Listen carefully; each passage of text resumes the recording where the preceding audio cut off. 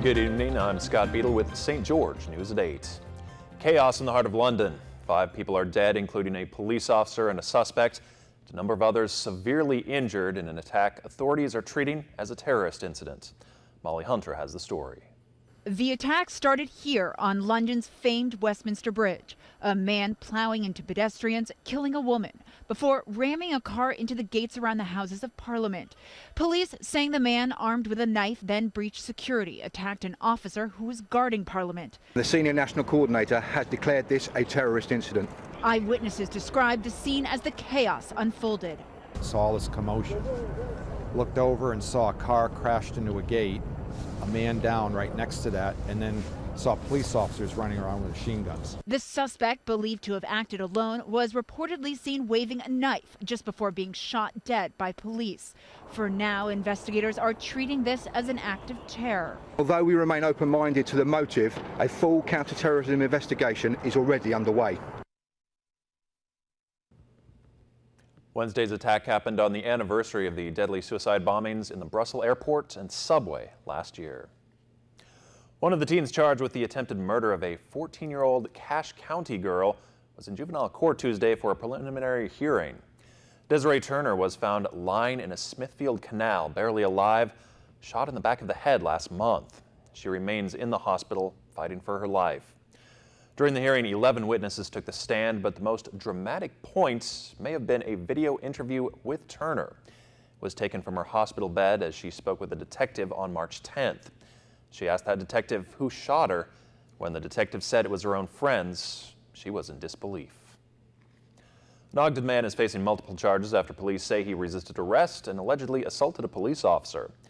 21-year-old Lyric Cole Lyons was arrested around 1:45 Tuesday morning for reportedly burglarizing vehicles in the parking lot of a St. George hotel. Witnesses reported Lyons had been seen breaking into vehicles, including one woman who said she saw him breaking into her own car. Lyons was arrested and taken to Dixie Regional Medical Center in St. George for medical clearance before being booked. Police say they also found a bag of marijuana in Lyons' backpack. He faces charges for burglary of a vehicle, assaulting an officer, possession of drugs, and interfering with an arresting officer. His bond is set at $5,000. A St. George-based manufacturer that began in a garage over 40 years ago is expanding to a 75,000 square foot facility. It's all thanks to the City Council's unanimous decision to aid in that expansion by approving up to $10 million in industrial development bonds. Ram Company and its 250 employees are currently crammed into a 55,000 square foot building.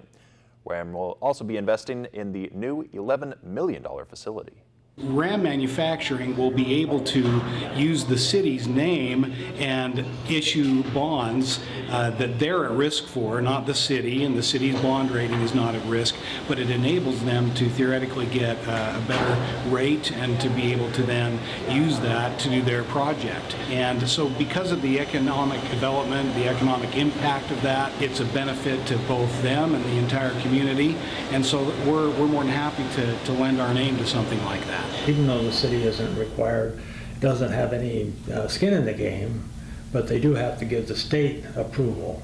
So by passing that resolution, said they're saying, yes, they're behind Ram Company. The support is that they want more employees. They want people to hire. What they're doing is supporting us because they do want people moving here. They want people to have jobs. They want to have good paying jobs because our benefit package is really excellent for the year. I think the great thing that we offer is technical jobs that St. George doesn't have a lot of. Those jobs are steady jobs, and that's why we can weather those storms economically a little bit better. For St. George, why that's really a great thing is because there's not a lot of companies here in that sector of the economy that compete in really high technical spaces, so highly technical spaces. We've grown really about 12.5% every year since 2000. So for a private company with no outside equity, with no plans to acquire any companies or haven't made any acquisitions, that's pretty phenomenal, for 17 years. But it's all built on that technical know-how and reputation, and that's what Ray with what his reputation was in aerospace. I think that has permeated our culture, and then Melzi with the way that she has been able to be pragmatic and to look at how a business should be ran. I think those two things married together have really defined our culture. You know, I've told these guys before, you know, this is their legacy. It really is. I mean, RAM is Ray and Millsy's company. It always will be. Their name is on the building, and all of this growth, you know, you don't see it, but they started in the garage. They had 25 years of, you know, the pain of starting a business and what that entailed, and trying to convince banks to give loans, and probably taking out way more money than they ever thought they would to try and pay people's wages. And they've always been able to make that payroll. The Zion Lions are back for their 2017 season. After falling one victory short of the Rocky Mountain Football League's crown the past 3 years, there's a renewed intensity and resolve in their camp. The owner says the goal is simple: to win the championship. The Lions begin their season Saturday night against the Las Vegas Spartans, with home games this year being held at Pineview High School. Chief Meteorologist Chris Summers has your Southern Utah forecast next.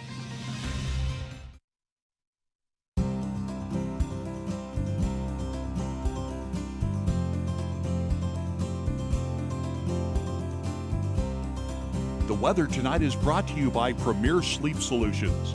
Get the sleep you deserve.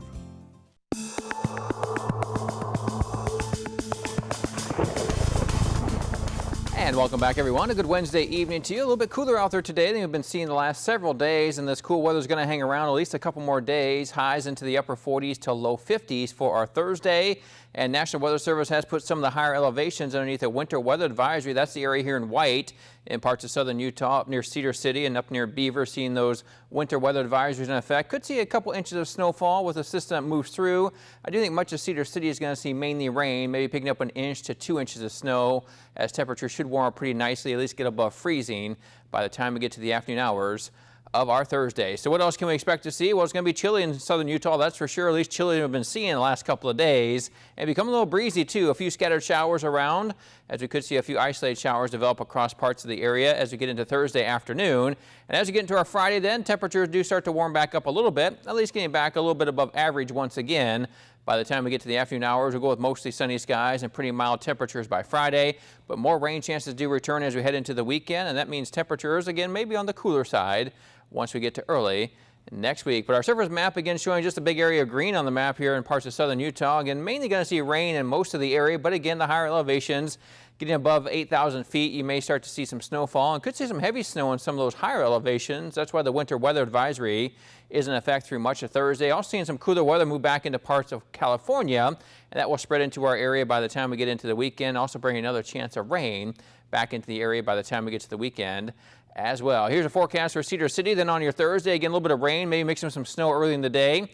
We'll see a temperature at 37 degrees around 7 o'clock in the morning. Just cloudy skies by noon, with more rain developing in the afternoon as well. That high only reaching 47 in Cedar City. Now for St. George in southern Utah, a lot of clouds out there. Again, some rain in the forecast too. Could see some scattered showers around. We'll go for highs reaching about 61 on Thursday afternoon. Now today, before the clouds moved in, we did see temperatures back in the upper 70s down to our south, but mainly here in southern Utah, we stayed in the low 70s and upper to mid 60s in Cedar City late this afternoon. Looks like some cooler temperatures move in for your Thursday, along with some rainfall as well. So see that rain in the forecast here overnight tonight. Temperatures near 35 degrees over in Cedar City, 47 in Hurricane, 51 degrees the low temperature Mesquite, 48 in St. George, with that chance for a few rain showers out there as well. Keeping the rain in the forecast again through much of southern Utah, but again Cedar City, that winter weather advisory in effect up there, 47 degrees, maybe a little mixing of snow and rain as we go through the day. Again, about 1 inch, maybe 2 inches in Cedar City. Here's that 7-day forecast, 47 degrees on your Thursday, up to the 50s though by the time we get to Friday and Saturday, 52.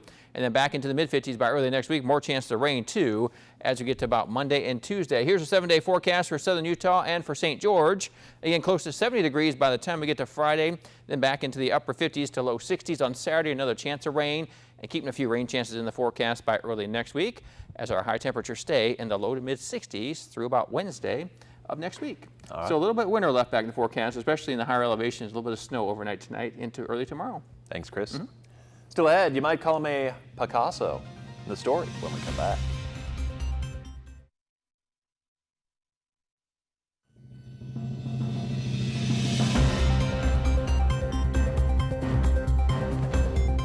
Dog owners from Edmonton, Canada have trained their 4-year-old dog Hunter to master painting. The 4-year-old Shiba Inu has been taking art lessons from his owner, Denise, who taught him how to use the paintbrush by maneuvering it in his mouth. She also introduced him to painting techniques and acrylics. He's rewarded with each brush stroke, getting a treat. The reaction to his talent has been called extremely positive. Thanks for watching.